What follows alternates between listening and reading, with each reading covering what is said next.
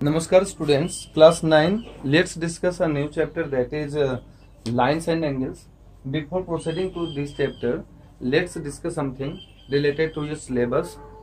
देखो आपके सिलेबस में कुछ ऐसे टॉपिक्स हैं जिनको हटाया गया है। उसमें जो आपका चैप्टर 5 था यूक्लिड्स ज्योमेट्री, उसको परमानेंट के लिए रिमूव किया गया है। आपको क्या करना है, उनके सॉल्यूशंस नहीं करने हैं, केवल उनके जो पोस्टुलेट्स, जो एग्जाम्स जो मैंने बताया है आपको, वो आपको देखना है। मैं आपको आज एक पीडीएफ भेजूंगा जिसमें कि आपको ये पता चलेगा कि कौन सा सिलेबस में कौन सा पॉइंट्स हम लोगों को पढ़ना है और कौन सा पॉइंट्स को हटाया गया है। आप जब भी स्टडी करें घर में सेल्फ स्टडी, तो प्लीज आप उन पॉइंट्स को डिस्कस ना करें, ना ही उनसे कोई क्वेश्चन आपको पूछा जाएगा एग्जाम में, और ना ही उनसे कोई आपसे रिलेटेड कोई क्वेरी आपको मैं सॉल्व करके दूंगा। Let's discuss a chapter that is chapter number 6 which is lines and angles। देखो लाइन्स एंड एंगल्स जो है होता क्या है। सबसे पहले लाइन्स के बारे में बताएं तो आपको पहले भी बताया था, it is an geometrical figure having infinitely thin and no breadth, that is breathless. अगर हम बात करें ये हमारा एक लाइन है, और इसी लाइन के साथ में अगर दूसरा लाइन हम अगर मान लो यूं बना दें तो इसके बीच में देखो 4 एंगल्स बन रहे हैं हमारे। तो ये जो एंगल्स है वो एंगल्स कितने टाइप्स के हैं, उनका क्या रिजल्ट होगा, ये सब हम लोग इस चैप्टर में पढ़ेंगे। आप लोगों को क्लास 7 में भी आप लोगों को पढ़ाया गया होगा alternate interior angle, corresponding angle वगैरह जो भी है ना, वो सब हम लोग यहाँ पे डिस्कस करेंगे। और इन सब के मदद से we have to find out the angles of any figure. कोई भी फिगर अगर मिल गया तो उस फिगर में एंगल्स वगैरह क्या होता है, कैसे उसका फाइंड आउट करेंगे, वो सब हम लोग यहाँ पे डिस्कस करने वाले हैं। नाउ लेट्स से एंगल्स की बात अगर हम करें तो थोड़ा आपको मैं डिटेल में बता दूं कि सपोज कर लो कि मेरे पास में एक ब्लू मार्कर है, ये एक लाइन है, और एक ब्लैक मार्कर है, ये भी एक लाइन है। जो ब्लू मार्कर है इसे हम लोग इनिशियल लाइन बोलेंगे, और जो ब्लैक मार्कर है इसे हम लोग टर्मिनल लाइन बोलेंगे। ठीक है, एक दूसरे पे चढ़ा हुआ है। अभी ये 0 डिग्री है। जैसे जैसे ब्लैक मार्कर ये ऊपर की ओर जाएगा, ये ऊपर की ओर गया, तो इसके बीच में देखो ये आर्क, इसका जो रेडियस के थ्रू है ना, ये वाला, ये मेरा आर्क फैल रहा है, इसका बढ़ रहा है आर्क। ठीक है, ये आर्क बढ़ रहा है, ठीक, और ये बढ़ करके यहाँ पर आ गया। ठीक है, देखो इसको यहाँ समझते हैं, एक इनिशियल लाइन है, ठीक है, और इसी के ऊपर में मेरा एक दूसरा लाइन है, दैट इज टर्मिनल लाइन। ये मान लेते हैं इनिशियल लाइन है,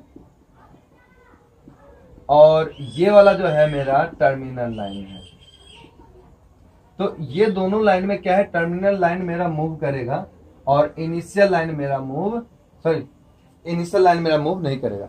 उस कंडीशन में देखें तो जो मेरा फिगर जो बनेगा वो इनिशियल लाइन वो तो ज्यों का त्यों रहेगा, means at the same point, and terminal line moves like this.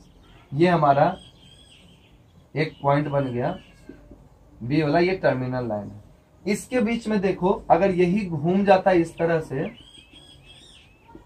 देखो ये सर्किल बन गया, बीच में इसका सेंटर हो गया, ये वाला इसका रेडियस हो गया कि नहीं हो गया। ठीक है, तो इसलिए कंप्लीट एंगल जो होता है वो 360 डिग्री का भी होता है, हम लोग पढ़े भी हैं। दूसरा चीज कि यहां से जैसे ये घूमेगा तो ये वाला को जो है ना, ये वाला पोर्शन कहलाता है आर्क, और जब इसका लेंथ निकालना हो तो उसको बोलते हैं आर्क लेंथ, एल से दिखाते हैं।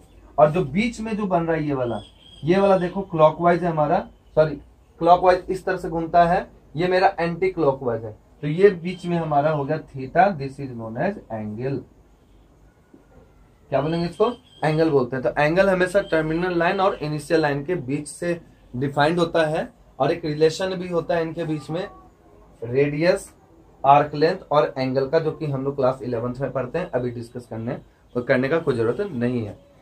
फिलहाल अगर हम एंगल की बात करें तो इस एंगल्स में जो सबसे पहला जो पैटर्न है उसको डिवीजन का, एंगल्स का, वो है हमारा division of angles on the basis of their measurement. And the first one is what, ये हमारा होगा एक्यूट एंगल। ये एक्यूट एंगल क्या कहलाता है, जब किसी एंगल का मेजरमेंट 0 डिग्री से ज्यादा हो और 90 डिग्री से कम हो, यानी 90 डिग्री से बिल्कुल कम होना चाहिए, चाहे 88.9 डिग्री क्यों ना हो हमारा, ठीक है। तो वैसे एंगल्स को हम लोग एक कैटेगरी में रखते हैं, and that category is what, acute angle. अगर हम बात करें जैसे ये, और हम बात कर ले ये मेरा एक लाइन AO था, और ये वाला लाइन सेगमेंट मेरा OB है, और इनके बीच में एक एंगल मेरा मेजरमेंट x ले लो। अगर x का वैल्यू किससे ज्यादा हो, 0 से ज्यादा हो, लेकिन 90 से क्या हो, अगर कम हो, तो ये कहलाएगा acute angle. Means the angle whose measurement lies between 0 to 90 degree is called acute angle, ठीक है।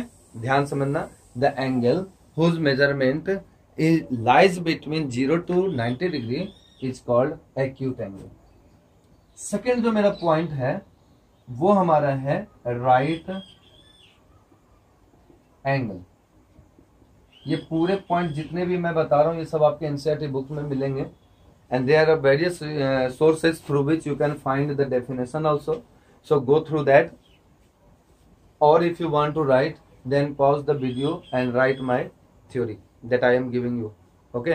सो लेट्स डिस्कस राइट एंगल। ये राइट एंगल होता क्या है, जब एंगल का मेजरमेंट एग्जैक्ट 90 डिग्री हो जाए तो उसको हम लोग राइट एंगल बोलते हैं, ठीक है। यानी कि बिल्कुल x का जो वैल्यू होगा वो हमारा क्या होगा, परपेंडिकुलर होगा, बिल्कुल एग्जैक्ट 90 डिग्री होगा x का। तो जब x का वैल्यू, एंगल x का जो वैल्यू है वो हमारा 90 डिग्री के बिल्कुल एग्जैक्ट हो जाएगा, तो वो कहलाएगा राइट एंगल। इसके बाद हम लोग बढ़ते हैं ऑब्ट्यूज एंगल पे। तो obtuse angle are such type of angles in which the value of any angle lies between 90 to 180 degree, 90 से बड़ा हो और 180 से कम हो, तो हम लोग उसको ऑब्ट्यूज एंगल बोलते हैं, ठीक है। तो देखो वैसा फिगर, वैसा एंगल जिसमें कि जो वैल्यू जो हमारा लाई कर रहा है वो वैल्यू 90 से बड़ा हो, x का जो एंगल x है उसका वैल्यू, ये एंगल का सिंबल है, वो बड़ा हो किससे, 90 डिग्री से, वो बड़ा हो किससे, 90 डिग्री से, लेकिन छोटा होना चाहिए किससे, 180 डिग्री से, तो वो एंगल कहलाता है कौन सा, ऑब्ट्यूज एंगल। फिगर इसका कैसा बनेगा, ये हमारा मान लो कि एक लाइन सेगमेंट है, लाइन सेगमेंट नहीं बोलेंगे इसको, रे बोलेंगे, और फिर ये हमारा एक इस तरह से चला गया, देखो 90 डिग्री तो मेरा यहीं पे खत्म हो रहा था, लेकिन ये इससे बड़ा है, और अगर हम ये एग्जैक्ट ऐसे कर देते तो ये मेरा पूरा 180 हो जाता, तो 180 से कम होना चाहिए और 90 से ज्यादा होना चाहिए, then such type of angle is considered as obtuse angle. Now let's discuss the next part, that is what, straight angle.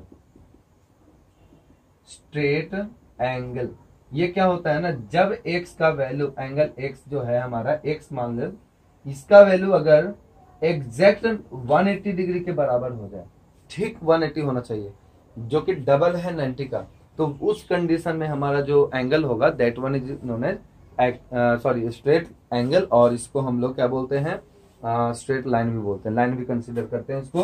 तो ये वाला जो डायग्राम होगा ना वो कुछ ऐसा होगा, ये यहां से चला था यहां तक आ चुका। देखो जब भी एंगल मेजरमेंट करते हैं तो हमेशा वो एंटी क्लॉकवाइज ही मेजरमेंट करते हैं पॉजिटिव के केस में। अगर आप क्लॉकवाइज करोगे, यानी एंगल को अगर हम इस तरह से नीचे की ओर ले जाएंगे, इस तरह से, इस डायरेक्शन में, तो वो एंगल निगेटिव होगा, जो कि आपको अभी नहीं पढ़ना है, वो हम लोगों को 11th में पढ़ना है। नेक्स्ट में देखें, अगर हम ये स्ट्रेट एंगल हो गया, that is equal to exact 180 degree, exact का मतलब बिल्कुल एग्जैक्ट होना चाहिए।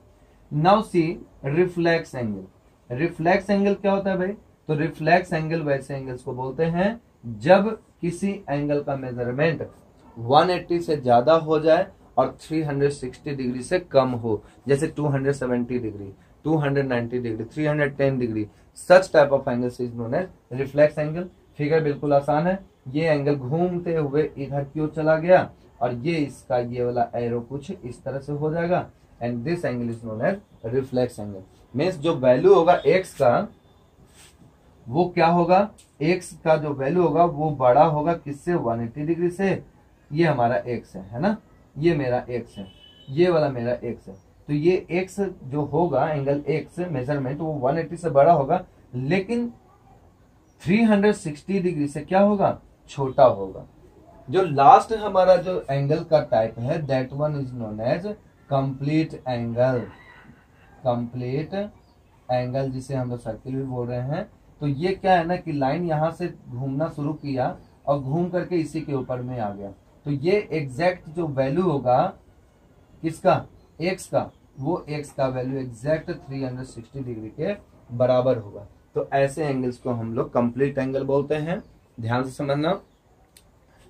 तो हुआ क्या, एक बार हम वापस से आपको रिवाइज हम करवा दें। देखो, on the basis of angle measurement there are various types of angles in which the first part is called acute angle. The measurement of an angle lies between 0 to 90 degree is called acute angle. वैसे angles जिनका measurement हमारा 0 degree से बड़ा हो और 90 degree से कम हो तो वैसे को एक्यूट एंगल बोलते हैं। एग्जैक्ट 90 डिग्री अगर होता है तो in that condition it is considered as right angle, और जब इसी से ट्रायंगल बनता है तो उसको हम लोग राइट एंगल ट्रायंगल बोलते हैं। ठीक है। थर्ड जो हमारा पार्ट है that is what, obtuse angle, 90 से बड़ा और फिर 180 से छोटा। तो ऐसे एंगल्स को हम लोग ऑब्ट्यूज एंगल बोलेंगे। और जब यही ऑब्ट्यूज एंगल के बाद अगर बात करें तो that one is known as straight angle, also known as straight line. इसमें क्या होता है, जो मेजरमेंट होता है एंगल एक्स का वो एग्जैक्ट 180 डिग्री के बराबर ही होगा। इसके बाद बात करें हम तो रिफ्लेक्स एंगल हमारा होता है, ये रिफ्लेक्स एंगल 180 डिग्री से बड़ा होगा, 360 डिग्री से कम होगा। इनके बीच में जो एंगल स्लाइस करेंगे सभी हमारे रिफ्लेक्स एंगल कहलाएंगे। और लास्ट जो हमारा एंगल का पैटर्न है that one is known as complete angle. इसमें हमारा एंगल का मेजरमेंट जो होगा एग्जैक्ट 360 डिग्री के बराबर होगा। नेक्स्ट हम लोग जो क्लास में जो पढ़ने वाले हैं नेक्स्ट वीडियो ट्यूटोरियल में, आज आपको चूंकि कम मैं समय दे रहा हूँ वीडियो में, कारण ये है कि आप वैसे चैप्टर्स जो कि हटाया गया है, कुछ पार्ट जोड़ा गया, जो भी है डिस्कशन करें वो मैं पीडीएफ आपको भेजूंगा, आप उसको एक बार डिस्कस कर लेना, देखना, समझना। ठीक है। Keep watching. In next video we will discuss we will continue this chapter. Thank you class.